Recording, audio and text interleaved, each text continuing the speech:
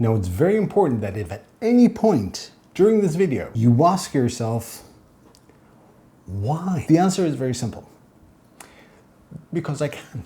This right here, this is my Prusa MK4S. Let me explain. When you buy a MK4S to a Core 1 Plus upgrade kit, you get this awesome machine, you get some Haribo, and you're left with quite a few parts from the Prusa MK4S. The machine is very different. So essentially you're left with pretty much the whole frame of the MK4S along with some bearings and some screws and whatever. I decided to come up with the core cassette. Going back a few months, I did a video when I did the modified MMU3 community version. And I mentioned that in my office, I only have room to put 3 Core 1s next to each other. The only problem is I cannot fit my hand in between to extract and, install spools. So this is basically my idea. Now currently, as you see it right here, this is let's call it a V0.1. And the reason why it's a V0.1 is because a couple of weeks ago, I was invited to Prague Maker Faire by Prusa, which also included a creators competition. This competition was very specific in terms that you have to create something, make something 3D printable or includes 3D printing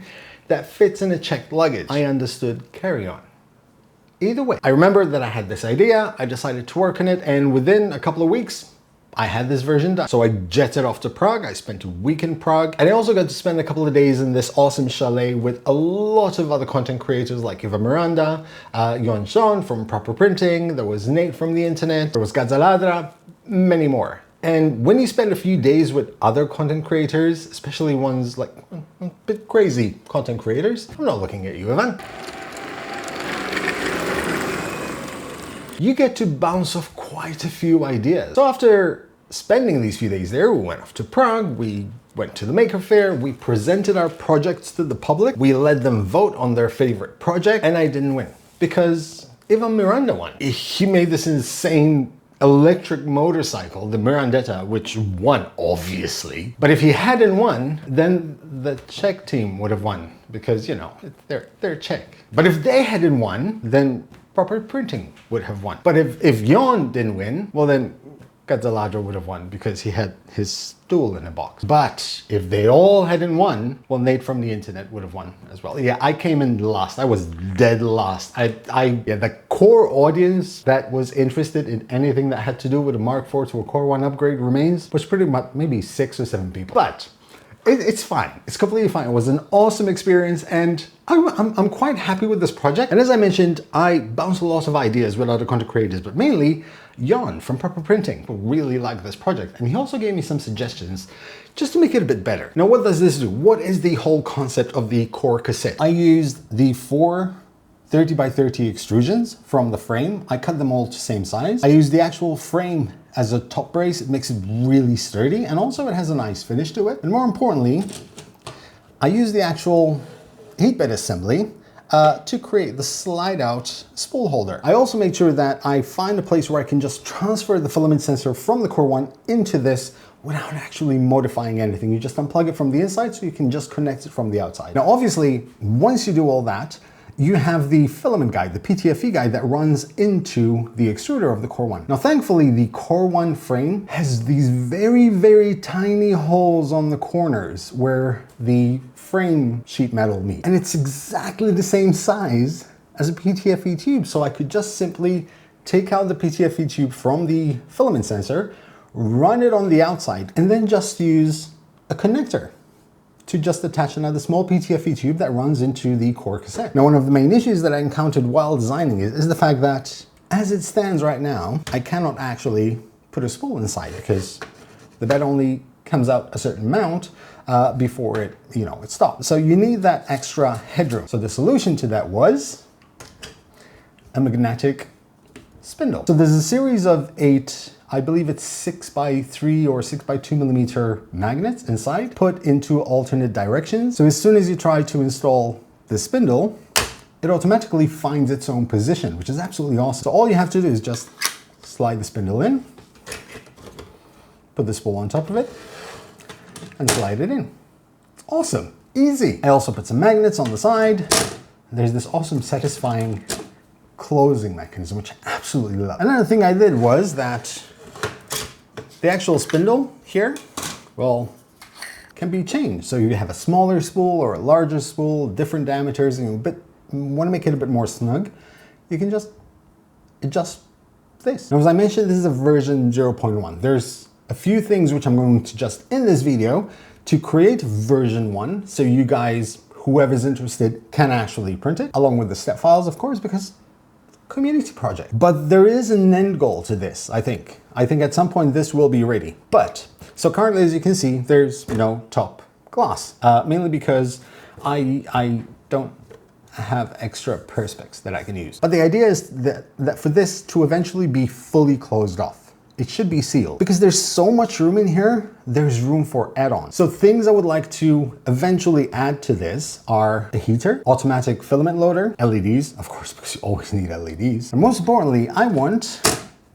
to have an eject button. So when you press the eject button, I want this door to open and the spool to slide out automatically, just like a VHS player. For now, what I'm going to fix is the bare essential. I'm going to try to seal it up at least from the sides and from the top, not from the bottom, not just yet. I want to fix the issue with the spool holder slack, or at least temporarily, something that is usable and will not create any issues. I also want to redesign the filament guide. So with that in mind, we can now start taking this apart and we can take it from there.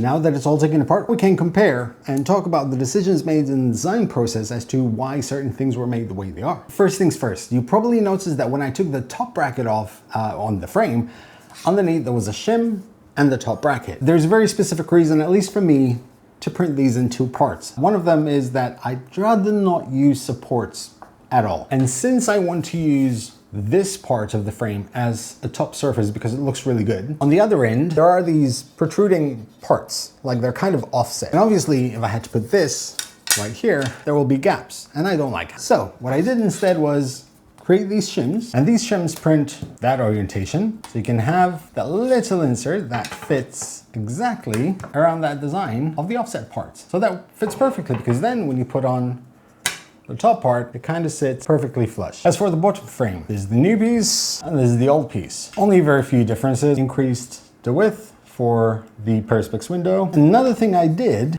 I created dovetails. So the way all this usually goes together is put these next to each other, slide this, mount the nuts at the bottom, screw it on, and it's relatively secure. For alignment purposes, what I did, I threw in a dovetail. So now this slides on top, and once again, this slides on the side. And that just makes alignment a bit easier.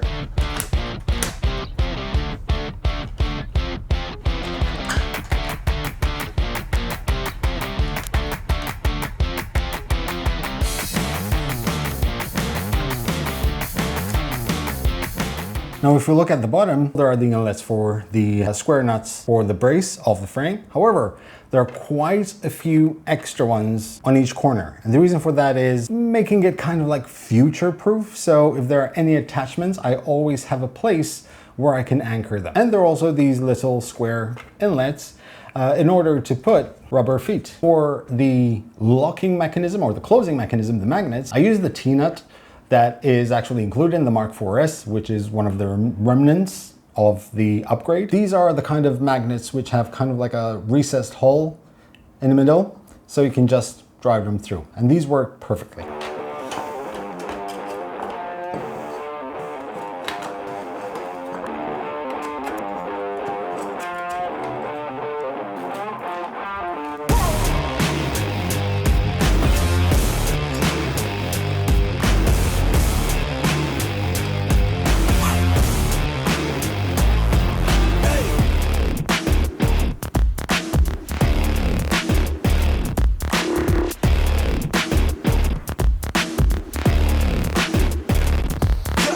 Then there is the design of the bed itself. There's a 3D printed piece which attaches with 2 screws and a single bearing. This felt like the easiest and simplest form of attachment. Now I could have gone with a bigger bearing, but the problem is that a bigger bearing would mean that I would have to design it on top of the bed, whereas this is recessed inside the bed, creating a bit more room for the spool. This obviously has the magnets inside, so it attaches to there. Then you have this 3D printed locking screw, which just goes on the other end. This way, it's not going anywhere. For the filament holder, we have all these attachment holes at the bottom, so I can simply just place it there, put a nut in the bottom, and secure it with a couple of screws. As for the filament guide, before it was attached to the top frame, which I didn't really like. It was more like a quick fix until I get to the Maker Faire for the competition. So now it's integrated, nice and clean, fits in snug, and sits right there.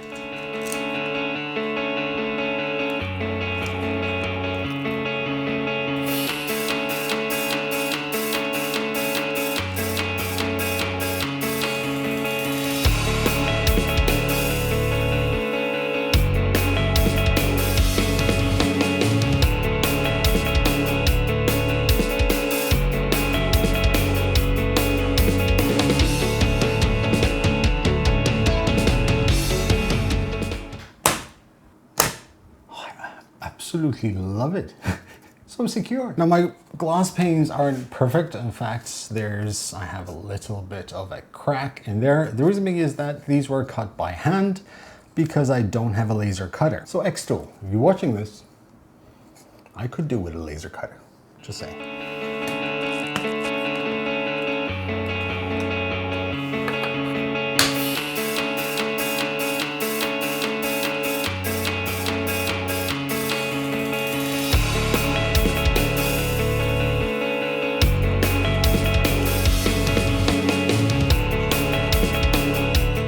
I also made hidden nuts on the top frame, which will always be there and ready.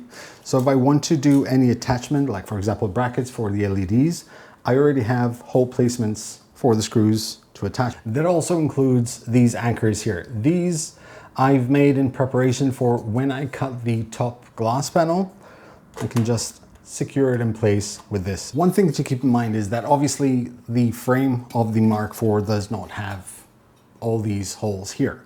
And those are used to anchor it to the actual core cassette itself. So the best way to make a template is to actually print this out, align it with the frame, and you actually have where to mark and drill the holes. So we can just turn this around.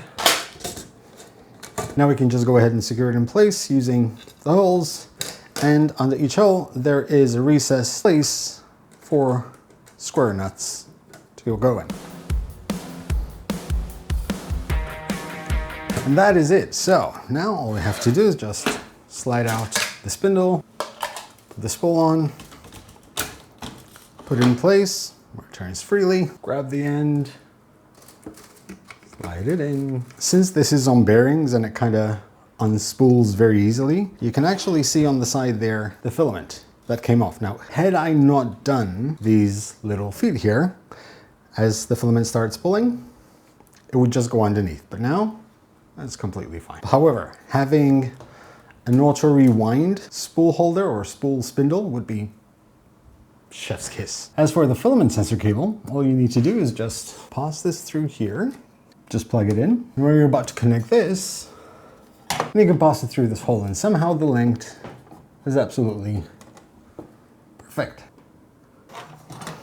Now, of course, there's one last thing.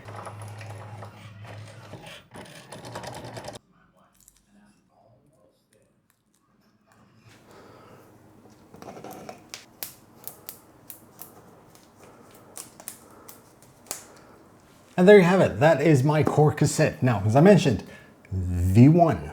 There's lots more to go, but I do understand that not everyone's going to need it to be as beefy as I need it, or do the things that I needed or wanted to do on it. So I'm just going to throw in the step files on printables, so you just, have your way with it.